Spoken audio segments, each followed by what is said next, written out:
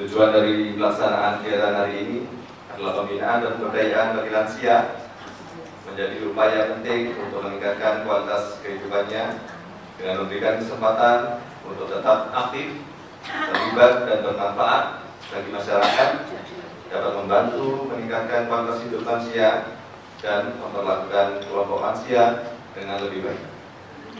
Bapak Ibu, sebelum di Kecamatan Klojen, saya bertugas di Badan Perencanaan Pembangunan Daerah, Bapeda. Bapeda ini bukan badan penitipan sepeda ya, Bapeda ini Badan Perencanaan Pembangunan Daerah. Nah, kebetulan salah satu konsentrasinya adalah masyarakat rentan, dalam hal ini lansia. Jadi kami punya yang namanya musrenbang tematik, kalau panjenengan pirsa, tematik anak, tematik disabilitas, tematik perempuan, tematik pemuda, dan tematik lansia. Kenapa Kota Malang sampai harus punya tematik lansia atau perempuan atau anak atau disabilitas? Karena kita tidak ingin jadi, kalau orang Jerman itu kemeruh gitu ya, orang Jerman kemeruh, tahu kebutuhan orang versi kita. Kita ingin tahu kebutuhan masyarakat sesuai dengan kebutuhannya. Contoh, kita tidak bisa tahu kebutuhan saudara-saudara kita yang netra, tunanetra, kecuali mereka yang kasih tahu. Kan begitu ya Bapak Ibu ya. Enggak, pokoknya lek gaya jalan sing kenceng ae, sing alus ae. Padahal teman-teman netra butuh jalan yang ada tandanya. Tapi kita kan kadang-kadang, kami ini pemerintah kemeruh gitu ya, guys, versi kita aja, padahal tidak. Nah, demikian juga dengan lansia. Apalagi saya ini belum lansia, apa tahu saya kebutuhannya lansia? Enggak. Nah, cuma Bapak Ibu, kebetulan saya tinggal dengan seorang lansia. Saya tinggal dengan ibu saya yang saat ini usianya 70 tahun. Wah, kalau udah kenal tinggal dengan lansia ini, perlakuannya harus khusus, harus yang khusus. Makanya tadi semangat saya cocok, menua tetap sehat, ceria, bermanfaat dalam keluarga. Itu tema yang luar biasa. Hari ini saya senang bisa bertemu dengan panjenengan semua, walaupun saya harus minta maaf kalau acara ini dilakukan di lantai 2. Saya pasti bisa bayangkan jenengan tertatih-tatih naik ke atas ya. Saya sudah bilang sama Pak Lurah, Pak Lurah nanti kalau acara lagi cari yang datar-datar aja Pak Lurah, jangankan beliau-beliau ini yang saja naik menggos-menggos ya. Tentang bagaimana panjenengan punya aktivitas yang produktif ya. Produktif itu bisa menghasilkan sesuatu, bisa juga tidak menghasilkan sesuatu. Beraktivitas produktif, saya nggak tahu apakah di Bareng ada UMKM yang berbasis lansia? Belum. Dicatat tuh Pak Lurah. Ada yang punya usaha bikin kerajinan atau aktivitas lain? Ada? Ada ya. Yang membedakan produktivitas lansia dengan yang normal itu, bukan yang normal, yang tidak lansia itu bicara tentang kualitas dan sebagainya. Nah, seharusnya posisi ini tidak jadi masalah kalau melihatnya sesuai dengan keberadaan lansia. Saya nggak tahu apakah ada perwakilan dari Kelurahan Bareng yang ikut kegiatannya sekolah lansia dinas sosial. Ada sih, tapi Ibu berapa orang? 2 orang sekolah lansia. Gimana Ibu? Oh, dari kecamatan ya. Nah, konsep sekolah lansia itu adalah kita untuk ke Inggris ya, training of trainer. Jadi melatih pelatih.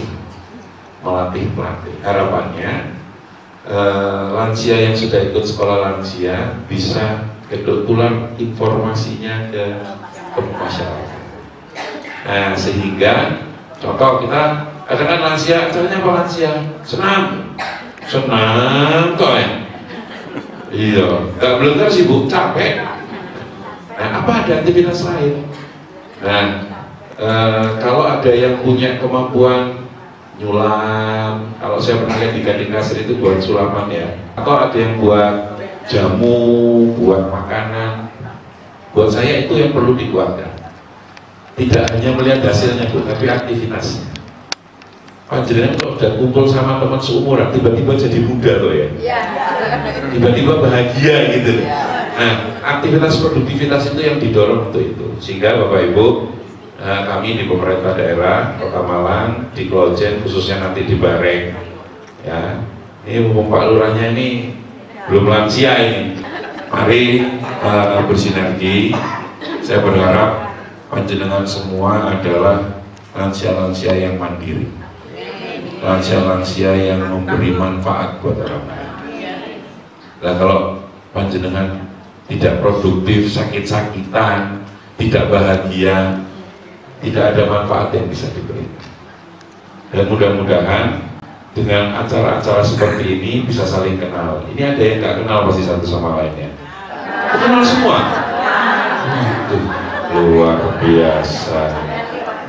Jadi saya berterima kasih, bersyukur, mengapresiasi kegiatan hari ini. Mudah-mudahan Bapak Ibu menerima manfaat dari kegiatan hari ini. Pak motivator, dimotivasi jadi mencolot-mencolot ya. Yang kasihan senior citizen ini.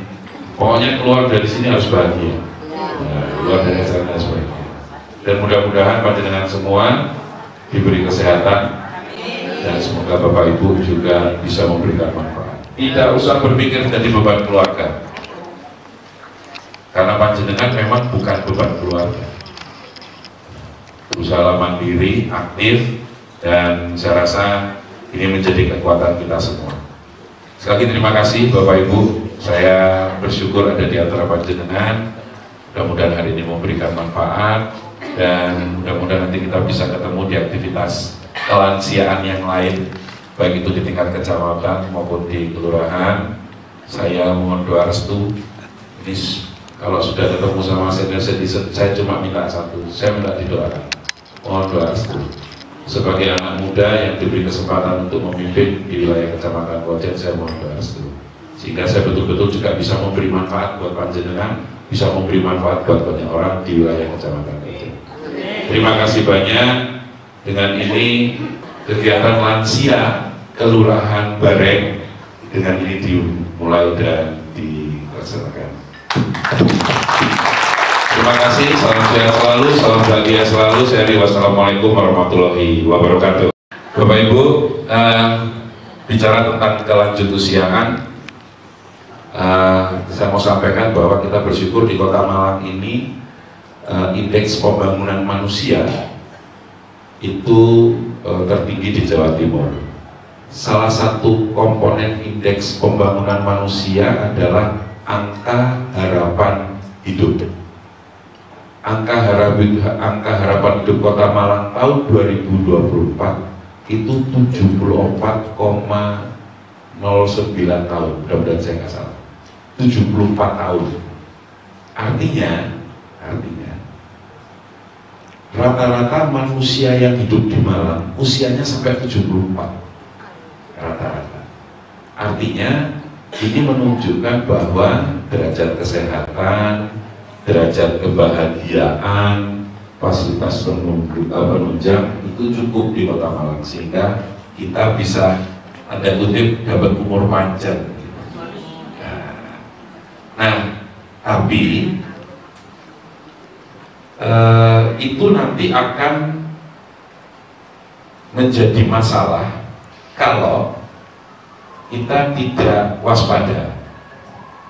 Begitu derajat kesehatannya semakin tinggi, maka jumlah lansianya semakin banyak. Nah, ini yang kadang-kadang di sebagian orang menganggap lansia itu adalah beban. Itulah perkara. Bapak Ibu jangan mau jadi beban. Jadilah lansia-lansia yang mandiri dan bermanfaat. Lanjut usia itu ada 3 yang perlu dijaga. 1, kesehatannya, itu ya, kesehatannya. Yang kedua, perlindungannya, harus dilindungi lansia itu.